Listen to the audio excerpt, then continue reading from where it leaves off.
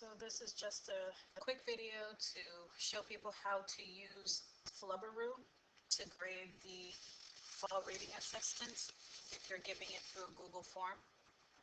I also just want to show you how to make copies of your reading assessments for each class because I'm thinking that it would be the easier way to grade them for each class, especially if you have multiple sections of the same class. First thing you want to do to make a copy is you want to go to the three dots over here in the upper right hand corner and just click make a copy. You want to remember to change the copy of to whatever you want it. So maybe this is going to be Ortiz second period, and then you just hit OK. So now this would be the Google form that I share out to my second period, 9th grade for the fall reading assessment.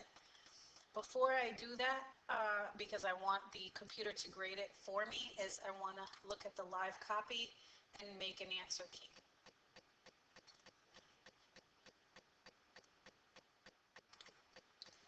So you will just take the assessment the same way the students would. I usually, for the last name, I just put key. I usually put the letter A before it because that'll be the first one because it shows alphabetically. I'm not going to read the questions. I don't even know if these are going to be the right answers. I'm just marking them. So this would be the answer key, obviously. And then submit. So you have your answer key. Now if you go back, you see that there's one response. This is your key response. You can make a spreadsheet, which you will need to do in order to grade it. And then I'm just going to go back and do another one just so that you can see how the grading works. Oh, it's only going to let me fill it out one. So now I'm going to do a pretend student answer. So again, this is just to show you how the flubaroo works for the automatic grading. So this would be done by your students in reality, not you.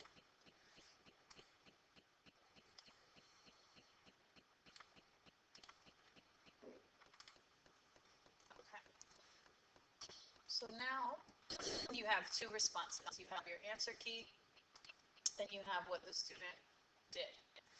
So what you want to do is you want to go to add-ons, and you want to go to flubaroo.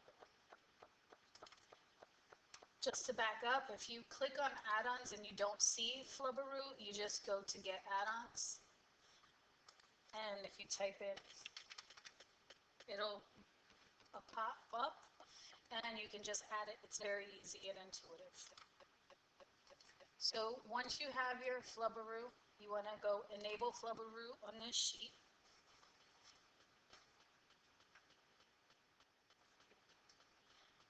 And it's access. So then you go back to flubaroo and grade assignment.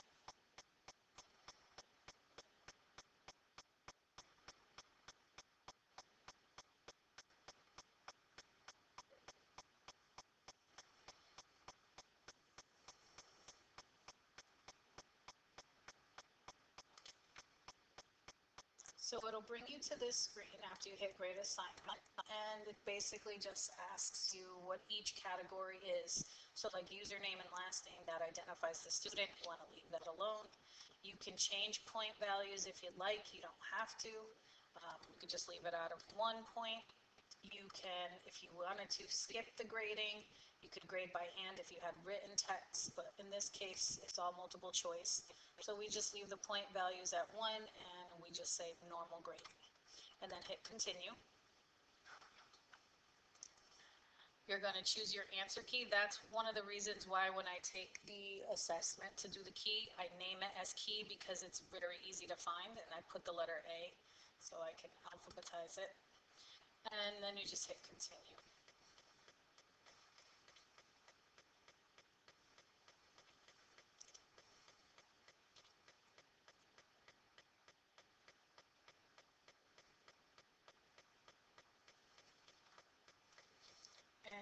grading is complete.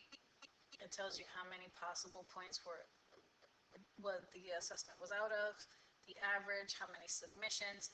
I like to do it period by period because I like to have a separate spreadsheet for each class, but if that doesn't matter to you, you can do them all on one sheet. But what I would suggest is at least on your document putting a place for them to put their period, because that way you could sort it by last name as well as by period on this sheet here. But what I usually do is I just print this out and then put it in front of my PowerSchool and plug in the grades. Hope this is helpful. If you have any questions, don't hesitate to ask.